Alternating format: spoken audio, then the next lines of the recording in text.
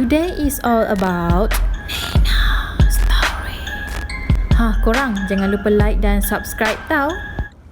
Hey guys, it's me Nina and welcome back to Nina Story. Bagi aku, zaman sekarang ni sangat-sangatlah menakutkan. Sebabnya budak-budak bawah umur pun boleh melakukan kes jenayah berat macam membunuh. Aku tak tahulah apa yang diorang bayangkan sampai diorang ni ada niat untuk mencabut nyawa orang. Selalunya kita dengar kes luar negara je pasal budak-budak bawah umur ni melakukan pembunuhan. Tapi korang jangan terkejut sebab dekat negara kita, negara Malaysia yang tercinta ni, ada je kes yang mana budak bawah umur ni membunuh. Cuma mungkin kes macam ni tak berapa kecoh lah dan tak disebut di mana-mana media sosial. Jadi kes macam ni agak terpencil lah dekat Malaysia. Jadi sebelum aku memulakan cerita lebih detail tentang cerita kes pembunuhan kali ni, aku nak inform awal-awal ataupun aku nak maklum awal-awal kat korang yang aku tak akan mention ataupun aku tak akan sebut nama mangsa ataupun suspek bagi menjaga sensitivity. So aku just akan gunakan nama suspek dan mangsa untuk gelarkan diorang ni. So without wasting any time, let's get started.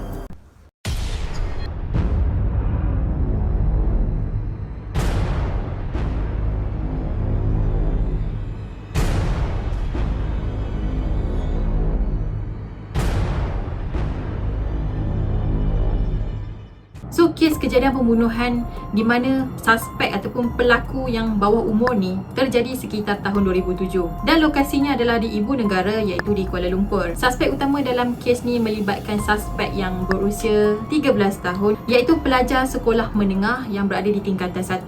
Manakala mangsa pula adalah anak kepada cikgu tuition suspek sendiri. Jadi aku akan teruskan je kepada kronologi hari kejadian.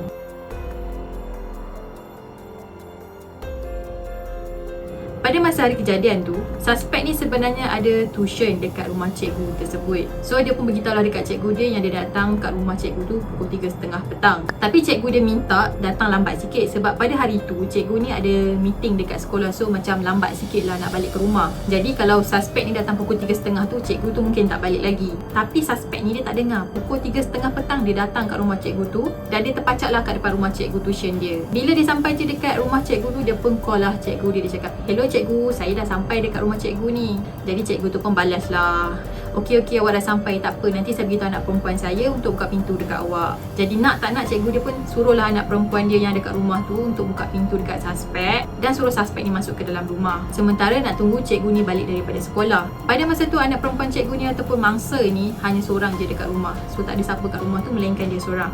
Jadi sementara tunggu cikgu tuition dia balik, suspek ni pun masuklah ke dalam rumah cikgu tu untuk tunggu cikgu dia sampai ke rumah. 30 minit kemudian ataupun sekitar pukul 4 petang, suspek ni pun call cikgu tu, tanya, "Cikgu, bila cikgu balik? Cikgu dekat mana sekarang?" Lepas tu cikgu tu pun jawab lah, "Cikgu dah nak on the way nak balik dah ni, tak jauh dah dari rumah. Awak buat apa sekarang?" So suspek tu pun cakap lah yang dia ni tak buat apa-apa dan sedang tunggu cikgu tu dekat sofa. Jadi bila sampai je cikgu ni dekat rumah dia, cikgu ni nampak pintu pagar rumah dia tak berkunci. Mangga yang dekat grill pun dikunci dari luar bukan dari dalam. Sepatutnya kunci mangga tu dikunci dari dalam bukan dari luar grill kan. Sebabnya ada orang kat dalam rumah, takkanlah kau duduk dalam rumah kau nak kunci kat luar, mestilah dekat belah dalam. Lepas tu cikgu ni pun rasa macam agak pelik sikit sebab apa pasal pula mangga ni kunci belah bahagian luar kan. Jadi cikgu ni pun masuklah ke dalam rumah dia. Masa cikgu ni masuk je dekat rumah dia dekat kawasan ruang tamu tu, cikgu tu nampak ada titisan darah dekat lantai. Cikgu tu pun dah rasa macam gelabah sebab dia terfikir darah apa pula dekat lantai ruang tamu dia. Lepas tu dia pun terfikir mungkin ada orang masuk dalam rumah dia ke apa kan. Lepas tu cikgu ni pun panggil lah nama student dia dengan nama anak perempuan dia. Tapi tak ada sahutan daripada diorang dan senyap je. Jadi cikgu ni pun follow lah titisan darah tu sampai ke arah dapur dan dekat situ lagilah banyak darah. Tapi walaupun ada darah, tak ada orang pun dekat situ.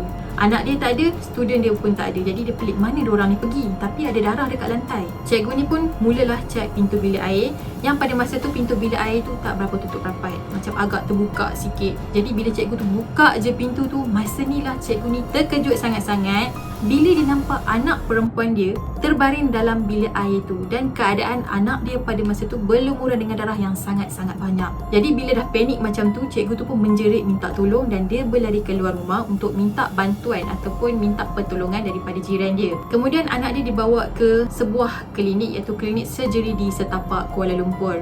Tapi doktor klinik tu minta mangsa ni ataupun anak cikgu tadi tu dihantar ke hospital sebab kes dia agak berat dan pada masa tu keadaan anak dia sangat-sangat kritikal. Lepas tu mangsa pun dibawalah ke hospital Gleneagles, iaitu di Jalan Ampang, Kuala Lumpur, bagi mendapatkan rawatan yang selanjutnya. Sampai je mangsa dekat hospital tu, mangsa terus dibawa masuk ke dalam ward kecemasan. Jadi masa doktor tengah cek keadaan mangsa kat dalam ward kecemasan tu, jadi cikgu ni pun call lah student dia yang tadi ataupun suspek utama tu. Hello, cikgu nak tanya ni, sebenarnya apa yang jadi dekat rumah tadi? Kenapa awak tak ada dekat rumah cikgu masa cikgu sampai dekat rumah? Macam tu lah lebih kurang. Masa tu jugalah suspek ni cakap, sorry teacher, sorry, saya tak tahu apa yang saya buat.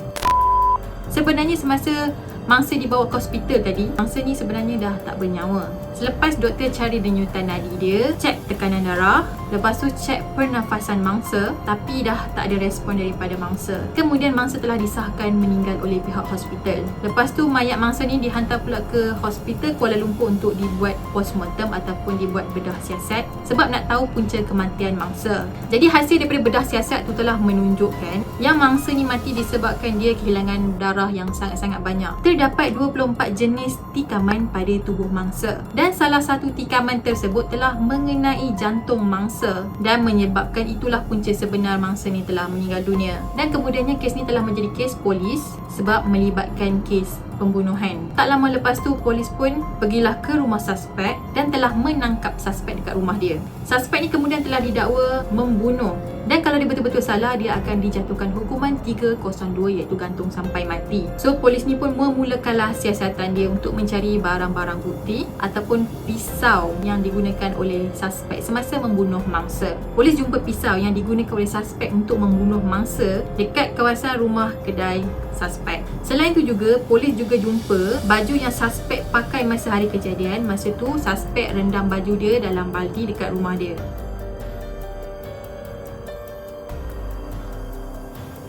Tapi kenapa suspek ni bunuh mangsa? Ada dendam ke ataupun tak sengaja? Kalau korang nak tahu, sebenarnya suspek ni dah pun merancang kes pembunuhan ni. Pada masa hari kejadian, sepatutnya ada student lain yang akan datang tuition tu juga. Tapi suspek ni beritahu kawan-kawan kelas dia yang hari kejadian tu cikgu tak buat kelas tuition dan cancel. So cikgu tu macam postpone lah tuition hari tu akan ditunda pada hari lain. Dan kawan-kawan dia pun percayalah cakap suspek, padahal suspek sebenarnya tipu je dan hari tu memang ada tuition. Jadi bila plan suspek ni berjaya, suspek ni pun plan untuk membunuh mangsa. Sebabnya dikatakan mangsa ni suka mengejek mangsa dan mangsa ni suka panggil dia si gemuk lah, si bodoh lah. Jadi suspek ni macam rasa sakit hati sangat dan simpan dendam dekat mangsa. Masa hari kejadian yang mana suspek nak bunuh mangsa ni, sebenarnya mangsa ni dah provoke suspek. Dikatakan pada hari tu mangsa ni kuatkan volume radio dia. Kejap dia kuat, kejap dia slow, kejap dia kuat, kejap dia slow, macam tu lah.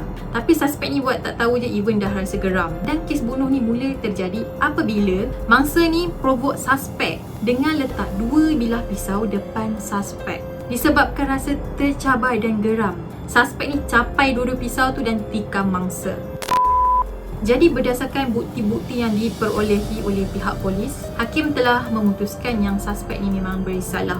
Tapi disebabkan pada masa tu dia baru berusia 13 tahun, jadi dia tak boleh menjalani hukuman gantung disebabkan dia masih di bawah umur. Jadi dia telah dikenakan hukuman penjara selama yang diperkenankan yang di Pertuan Agong.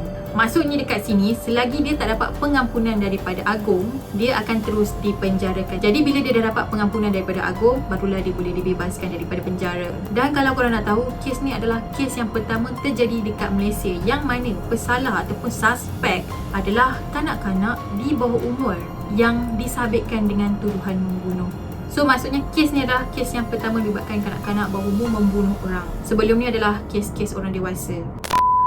So guys, that's it for today dan aku harap cerita pada kali ni boleh bagi pengajaran dekat kita yang mana kita perlu menjaga kata-kata supaya kita tak terlalu lancang mengata dekat orang. Dan ada pepatah Melayu yang mengatakan kerana mulut badan binasa. Aku harap kita sama-sama boleh jaga bahasa kita, jaga kata-kata kita supaya tak melukai orang.